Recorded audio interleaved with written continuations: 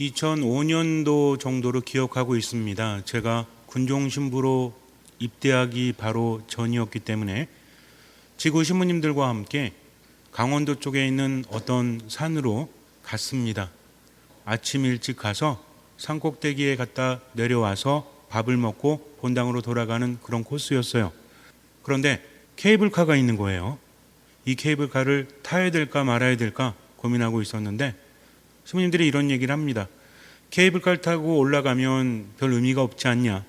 우리가 힘들더라도 한번 올라가 보자. 그래서 알아보았더니 케이블카를 타고 가면 5분이나 10분 정도 걸리고요. 걸어서 올라가면 40분 정도 걸린다고 합니다. 40분이면 그리 긴 시간은 아니었기 때문에 한번 걸어 올라가 보자라고 했어요. 그런데 산이 좀 가파랐습니다. 조금 올라가다 보니까 힘든 거예요. 다리도 아프고 어지럽기도 하고. 그래서 한 3분, 5분 정도 올라가다가 이거 안 되겠다. 케이블카 타러 내려가자 라고 하는 신부님들이 있었습니다. 이제는 둘로 갈라졌어요. 위로 올라갈 사람들과 밑으로 내려가서 케이블카를 탈 사람들. 밑으로 내려갑니다. 그래서 저도 내려가려고 하는데 그러는 거예요. 군대 또 가야 되는데 그래도 미리 준비해야 되지 않겠냐 하면서 나이가 많은 신부님들을 주축으로 해서 밑으로 가서 케이블카를 타고 올라가고 저와 나머지 신부님들은 걸어서 올라가는 거예요. 선택의 여지가 없었습니다. 그래서 올라갔죠. 힘들었습니다. 너무 힘들어가지고 내가 왜 이걸 가고 있는가라는 생각부터 해서 부정적인 느낌들이 꽉 차는 거죠. 힘들어 죽겠는데 나는 오고 싶지도 않았는데 군대 간다고 누가 이런 데 데리고 와달라고 했나? 라고 하면서 궁시렁궁시렁 거리면서 올라갑니다. 한참 올라가다 보니까 이제 좀 덜 힘들더라고요. 굉장히 많이 힘들어가지고 주저앉고 싶었지만 그럴 순 없잖아요. 그래서 올라가는데 어느 정도 올라가게 되니까 이제는 힘이 덜 듭니다. 바람도 느껴지고 산이 참 이쁘구나. 길이 정말 이뻤어요. 정확히 울산바위 쪽인지 어딘지 기억은 나지 않지만 산으로 난 길이 굉장히 이뻤습니다. 주변에 나무들도 많았고 가보신 분들은 아시겠지만 산길이 이쁜 곳이 있죠. 꽃도 피어져 있고 그래서 힘듦도 있었지만 마음이 즐거웠어요. 꼭대기에 도착을 했습니다. 숨이 차고 힘들었지만 기분이 너무 좋은 거예요. 땀을 흘려서 조금 힘들기도 하지만 그래도 개운했습니다. 꼭대기에 올라가서 케이블카를 타고 올라오신 신부님들과 합류를 했죠. 그리고 커피 한 잔 마시면서 바라보는데 걸어 올라온 사람들은 힘들었지만 굉장히 즐거워하는 거예요. 그런데 케이블카를 타고 올라오신 분들은 소화가 안 된다느니 컨디션 회복이 안 된다느니 합니다. 나눠줬어요. 그리고 나서 내려올 때는 케이블카를 타고 함께 내려왔습니다. 봉고차를 타고 숙소로 향하고 있는데 숙소가 아니라 식당으로 향하고 있는데 케이블카를 타고 올라가신 분들은 계속 꼬박꼬박 조는 거예요. 물론 산에 걸어서 올라간 분들도 대부분이 졸았습니다. 그런데 식당에 도착했을 때 완전히 나뉘게 됩니다. 걸어서 올라갔던 분들은 졸았지만 일어나서 굉장히 즐겁게 활기차게 우리 밥 먹고 바다에 가자 막 얘기합니다. 그런데 케이블카를 타고 올라가신 분들은 밥 먹고 집에 가자. 힘들어 죽겠다 라고 이야기를 하더라고요. 그때 느꼈습니다. 비록 힘들었지만 올라가면서 바뀌었다는 거죠. 무엇이 바뀌었죠? 컨디션이 바뀌었습니다. 힘듦을 거치지 않았다면 그 상쾌함도 없었을 거예요. 아직까지도 기억이 남아요. 그래서 힘듦이 있지만 그 다음에 보상이 있구나 라는 생각을 합니다. 데드포인트라는 곳이 있죠. 운동을 하다 보면 마라톤이나 유산소 운동을 하다 보면 데드포인트가 있습니다. 이것이 무엇이죠? 힘들어 죽겠는 지점이 있죠. 데드포인트가 뭐예요? 사점이라고 하죠. 죽는 점이라고 합니다. 그 순간은 너무나 힘든 거죠. 산에 가거나 달리기를 하거나 빨리 걸을 때 어느 정도 땀이 나고 몸이 가열되게 되면 힘들어지잖아요. 숨이 가빠오고 머리가 아프고 포기하고 싶은 그런 시점이 온다고 합니다. 그때 포기하면 말짱 도루묵이 되는 거죠. 이것을 이겨내면 뭐가 온대요? 데드포인트 다음에 뭐가 온다라고 하죠? 세컨 윈드가 온다고 하죠. 두 번째 바람이 온다고 합니다. 그 다음부터는 힘들지 않고도 갈 수 있다는 거죠. 그렇다면 왜 이런 현상이 일어날까요? 우리 몸에는 화학적 작용이 있습니다. 운동을 시작하게 되면 화학적 작용이 일어나는데 특히 혈류의 변화가 일어나게 되죠. 그래서 우리 뇌와 내장기관에 80% 정도의 혈액이 몰려 있다가 운동을 하게 되면 근육으로 퍼지는 겁니다. 모세혈관이 확장되게 되고요. 피가 빠르게 흐르다 보니까 피 안에 이산화탄소와 젖산의 농도가 올라가게 돼요. 그래서 상성도가 높아집니다. 힘들어요, 안 힘들어요? 힘들 수밖에 없다는 거죠. 그러나 그 힘듦은 무엇을 준비하는 거죠? 지금까지는 가만히 있다가 이제는 운동을 하는구나 하면서 몸이 뭘 준비하는 겁니까? 운동할 준비를 한다는 거죠. 우리는 괴로움을 느끼지만 몸은 운동에 적합하게 변해가고 있다. 그런데 괴로워서 멈추게 되면 몸이 변화되지 않으니까 그 다음에 운동을 할 수가 없다는 겁니다. 그래서 운동을 많이 하는 사람들은 그것을 알죠. 데드포인트가 있다는 것을 알고 그래 조금만 참자라고 합니다. 데드포인트가 얼마나 길까요? 사람마다 다르기도 하겠지만 보통 30초에서 2분 정도가 일반 사람들이 겪는 데드포인트 기간이라고 합니다. 그러니까 얼마만 참으면 되는 거예요? 30초만. 그리고 얼마만? 2분만 참으면 된다는 거죠. 너무나 힘들면 멈추면 안 돼요. 어쨌든 조금씩 앞으로 나아가게 되면 그 시기가 지나게 되면 몸이 달라진다는 겁니다. 상쾌함을 느끼고요. 기분이 좋고 그리고 운동 효과가 커진다고 하죠. 하지만 그것을 지나지 않고 포기하면 결국은 운동을 더 이상 할 수가 없다. 여러분들 아마 들어보셨는지 모르겠지만 선수들 보면 프로 선수들이나 국가대표 선수들을 보면 대회 나가기 전에 뭐 합니까? 또 시즌이 시작되기 전에 뭐 하죠? 함께 모이죠? 모여서 뭐 해요? 합숙 훈련을 하죠? 이때 무슨 훈련을 하는지 아십니까? 기술 훈련보다는 몸을 만든다는 거죠. 몸을 만들어야만 경기에 임할 수 있기 때문입니다. 얼마나 힘들까요? 선수들이 제일 두려워하는 시간이 그거래요. 왜냐하면 그동안 쉬었다가 이제 운동할 준비를 하니까 얼마나 힘들겠습니까? 그러나 그 누구도 거부하지 않죠. 왜요? 그 힘든 시기를 지나야만 운동을 할 수 있는 몸이 만들어지기 때문입니다. 실제로 A그룹과 B그룹을 나눠놓고 실험을 했습니다.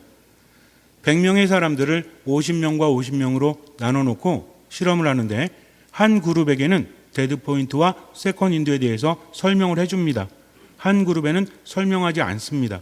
그리고 나서 100일 프로젝트 운동을 실시하는데 A그룹, 즉 데드포인트와 세컨인드에 대해서 들었던 사람들은 2명인가 3명인가 포기를 했어요. 그런데 듣지 않은 사람들은 25명 이상이 포기를 했다고 합니다. 이것은 무엇이죠? 아는 것과 알지 못하는 것의 차이라는 거죠. 인간은 어떤 존재죠? 고통조차도 감수할 수 있는 존재죠. 어떤 고통을 감수하죠? 이것이 나에게 이익이 된다라고 하면 인간은 그 고통을 감수합니다. 여러분들도 운동하시잖아요. 산에 가기도 하고 때로는 무거운 거 들기도 하죠. 헬스클럽 가가지고. 왜 하는 거예요?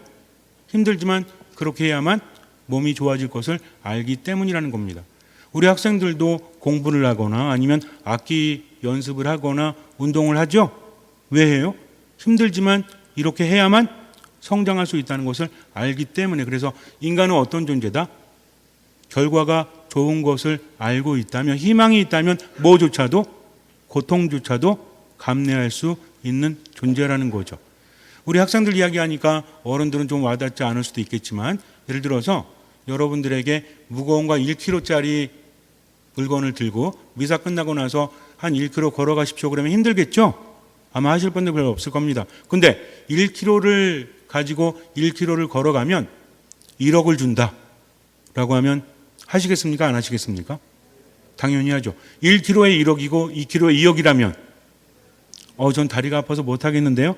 아마 다리를 질질 끌고라도 2km를 들고 갈 겁니다. 왜? 뭐가 생기니까? 돈이 생기니까. 무엇입니까? 고통 끝에 보상이 옴을 알기 때문이죠. 굉장히 중요한 겁니다. 인간이 가장 힘들어하는 상황은 무슨 상황이냐면 알 수 없을 때예요.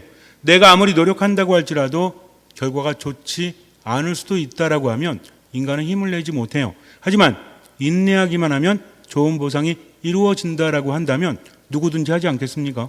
우리 학생들도 그렇잖아요. 하루에 3시간씩 3일을 공부를 해라 그러면 어렵죠? 근데 3일 동안 무조건 공부하면 시험에 100점 맞는다는 보장이 있다면 할까요? 안 할까요? 당연히 하겠죠. 왜? 내가 하고 있는 것이 헛되지 않음을 알기 때문입니다. 인간의 삶은 이렇다라는 거죠. 하느님께서도 우리에게 많은 길을 알려주십니다. 예수님도 그래요. 우리는 편하기 위해서, 행복하기 위해서, 평화롭기 위해서 하나님을 찾죠. 그리고 하나님을 신뢰합니다. 그런데 내게 평화가 있는 것, 내게 행복이 있는 것, 내게 기쁨이 있는 것은 누구의 방식대로? 이게 중요하다는 거죠. 나는 행복하기를 바랍니다. 나는 평화롭기를 바라요. 그러나 믿음이라는 것은 그 평화와 행복이 누구의 방식대로 우리에게 주어지는 거죠. 1번은 나의 방식이고 2번이 하나님의 방식이라면 누구의 방식대로? 하나님의 방식대로. 이게 중요한 겁니다. 내가 이해하지 못하고 깨닫지 못해도 하나님을 신뢰하기 때문에 그분을 믿고 따르는 거죠. 어쨌든 그분은 나에게 좋은 것을 주시기 때문에. 예수님께서는 우리에게 무엇을 주십니까? 생명을 주시고 평화를 주시죠.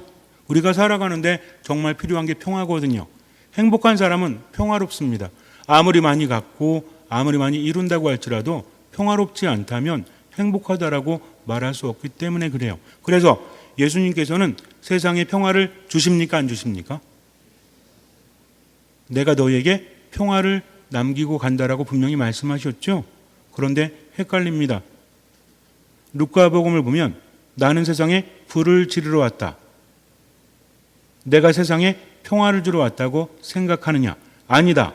내가 너희에게 말한다. 오히려 분열을 일으키러 왔다라고 하십니다. 다른 복음을 보면 심지어는 뭐를 주러 왔다? 칼을 주러 왔다라고 하세요.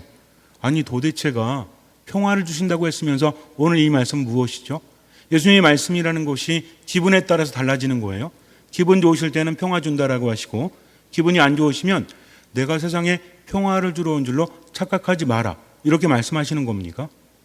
이것은 무엇이죠? 또 이런 말씀하셨죠. 내가 주는 평화는 세상이 주는 평화는 다르다라고 하십니다. 분명히 예수님께서는 세상에 하느님의 평화를 주십니다. 이 평화는 참된 평화라는 거죠. 그러나 세상이 주는 평화는 참된 평화가 아니라는 겁니다. 그거를 말씀하시는 거죠. 우리는 거저 주어지기를 바라요. 그런데 인간의 삶이라는 것은 아는 것과 무엇이 합쳐져서 힘이 되죠? 무엇을 압니다. 아는 것만으로 힘이 되지는 않죠. 내가 살아가면서 그 아는 것을 어떻게 하죠? 체험하죠. 경험합니다. 그러면서 확신이 생기죠. 그래서 성숙해지는 것, 기술이 느는 것은 단순히 아는 것이 아니라 무엇을 통해서다? 그래서 연습하고 훈련하는 겁니다. 연습과 훈련이 왜 필요한 거죠? 그냥 알면 되잖아요. 책 읽고 알고 배워서 알면 되죠. 그러나 진정으로 내 것이 되는 순간은 언제죠? 아, 이런 거구나 하고 뭐 할 때? 깨달을 때. 깨달음은 무엇을 통해서? 체험을 통해서 이루어집니다. 그것은 수많은 연습을 통해서. 그러나 중요한 것은 마음 자세가 중요하다는 거죠. 예수님께서는 우리가 기대하는 거저 주어지는 평화가 아니라 일단 무엇이 있는? 분열이 있는, 칼이 있는, 불로 불사르는 그것이 먼저 있어야 한다는 거죠. 예수님께서는 분명히 주신다고 하십니다. 그러면서도 나를 따르는 사람은 자기 자신을 버리고 제 십자가를 지고 나를 따라야 된다. 분명히 주신다고 하셨죠. 죽어서만 천국 가는 것이 아니라 살아있을 때도 많은 열매를 맺는다라고 하셨어요. 그런데 어느 때 뭐라고 하십니까? 나를 따르는 사람은 자기 자신을 버려야지만 나를 따를 수 있다라고 말씀하신다는 거죠. 그분의 말씀이라는 것은 극과 극으로 나뉩니다. 즉 진정한 소유와 진정한 평화를 주시긴 하되 이것은 그냥 거저 주어지는 것이 아니라 그분을 따를 때 때로는 어떤 고통까지도 나를 버리는 고통까지도 내가 감수할 때 그래서 죽고자 하는 사람은 살 것이요 살고자 하는 사람은 죽을 것이다. 무엇을 위해서? 나와 복음을 위해서 분명히 말씀하십니다. 그러니까 예수님의 말씀을 따르기 위해서 때론 너무나 힘들어도 할 수 있는 만큼 하는 거죠. 이게 죽음이에요. 나를 내려놓는 겁니다. 그럴 때 우리는 어떻게 된다? 살게 된다. 그러나 내 이기심을 위해서 내가 하고 싶은 것을 위해서 그분의 말씀을 따르지 않는다면 결국 나는 죽게 된다라는 거죠. 이것이 바로 신앙입니다. 그래서 내가 진정한 평화를 누리기 위해서는 어떻게 해야 된다? 마치 산을 올라가는 것처럼 마라톤을 하는 것처럼 어떤 일을 하는 것처럼 어떤 과정을 겪어야 된다? 죽는 점을 겪어야 한다는 거죠. 4점 데드 포인트입니다. 즉 버려야 된다는 거죠. 뭘 버립니까? 내 생각을 버리고 내 습성을 버리고 내 판단을 버리고 여태까지 살아왔던 모든 것들을 버리지 않으면 결국 그분 안에 머물 수 없다. 그래서 예수님 뭐라고 하세요? 새 술은 새 부대에 담아야 한다는 거죠. 새 부대에 왜 담아야 되죠? 그냥 뭐 아끼냐고 헌 부대에다 담으면 안 되나요? 옛날에 양가죽으로 만들었죠. 그래서 포도주를 쭉 담게 되면 어떻게 되죠? 당분이 있잖아요. 그래서 이게 굳어집니다. 그래서 그 포도주를 다 빼내고 다른 포도주를 넣게 되잖아요. 그럼 어떻게 될까요? 이것이 충격을 받아가지고 터지게 된다는 거죠. 안에 있는 건 괜찮아요. 그러나 그것을 빼냈다가 새 술을 다시 담게 되면 버티지 못하고 터져버리고 만다는 거죠. 그래서 무엇이 필요합니까? 새 부대가 필요하다는 거죠. 하나님을 따른다고 하면서, 하나님을 믿는다고 하면서도 스스로를 버리려고 하지 않는다면, 바꾸려고 하지 않는다면, 따르려고 하지 않는다면 결국은 그분 안에 머물 수 없다. 이것이 바로 신앙인 거죠. 근데 좀 복잡하지 않아요? 아니, 어떻게 하면 나를 죽일 수 있죠? 이것도 헷갈립니다. 어떻게 해야만 새 부대를 마련할 수 있죠? 헷갈리죠? 하지만 간단하게 이루어집니다. 예수님 뭐라고 하셨어요? 나를 따르라고 하십니다. 즉 그분을 따른다는 것은 뭘 듣는 거예요? 그분의 말씀을 듣는 거죠. 아주 간단합니다. 그래서 내 자신을 언제 버려야 되겠다? 내가 기도하고 그분의 말씀을 듣고 아, 이게 이거구나라고 깨달을 때 내 뜻과 반대라면 무엇을 버려야 되는 거예요? 내 뜻을 버려야 한다는 거죠. 무엇하기 위해서? 그분의 말씀을 따르기 위해서. 이 말씀은 어디에 들립니까? 귀에도 들리지만 어디도 들리죠? 내 양심에 들리잖아요. 그래서 진짜 기도라는 것은 무엇으로 듣는 겁니까? 마음으로 듣는 거죠. 양심으로 듣는 거죠. 그러면서 내가 바뀌지 않으면 절대로 하나님의 기적은 일어나지 않아요. 하나님 모든 것을 아시기 때문이다. 힘들어도 내가 노력하는 것은 하나님께서 나와 함께 하시고 나에게 더 좋은 것을 주신다는 것을 믿기 때문입니다. 여러분들은 하나님께 많은 것을 받고 싶으십니까? 그러면 버리세요. 죽으세요. 데드포인트를 견디세요. 조금만 견디면 그 다음에 나에게 힘이 생기고 삶이 달라집니다. 바뀌지 않는 것은 내가 죽지 않기 때문이다. 잠시 눈을 감으세요. 예수님께서 말씀하십니다. 내가 세상에 평화를 주러 왔다고 생각하느냐? 아니다. 오히려 분열을 일으키러 왔다. 나는 세상에 칼을 주러 왔다라고 말씀하십니다. 내가 바라는 평화는 일시적인 거죠. 무엇이 부족해서 하나님께 청하지만 그것이 진짜 평화가 될지는 아무도 알 수 없어요. 주님께서는 모든 것을 아십니다. 그러나 주님의 평화를 받기 위해서는 준비가 되어줘야 합니다. 마치 운동선수가 몸을 만들듯이 우리 또한 마찬가지예요. 힘든 시기가 있습니다. 내 뜻을 꺾기 위해서, 내 자신을 버리기 위해서, 그분의 뜻을 따르기 위해서 듣다 보면 괴로울 때가 있습니다. 나를 내려놓는 것이 너무 힘들 때가 있어요. 그러나 기억하십시오. 반드시 지나야 합니다. 내가 변화되지 않으면 하나님의 평화를 내 안에 담을 수 없기 때문이죠. 그래서 믿음은 죽는 겁니다. 그분의 말씀을 따르기 위해서 나를 내려놓는 겁니다. 할 수 있는 만큼 최선을 다하고 나머지는 맡기세요. 너무 힘들면 천천히 가면 됩니다. 주님은 나보다 더 잘하시니까 그냥 시계추처럼 시간 되면 성당에 왔다가 집에 갔다가 반복하지 말고 듣는 마음으로 지금 나에게 말씀하시는 그분의 말씀에 귀를 기울이십시오. 그리고 때론 힘들어도 할 수 있는 만큼 최선을 다해서 실천하십시오. 나머지는 주님께 맡기십시오. 주님께서는 그 믿음을 보시고 우리 삶에 놀라운 기적을 일으켜 주실 것입니다. 아멘.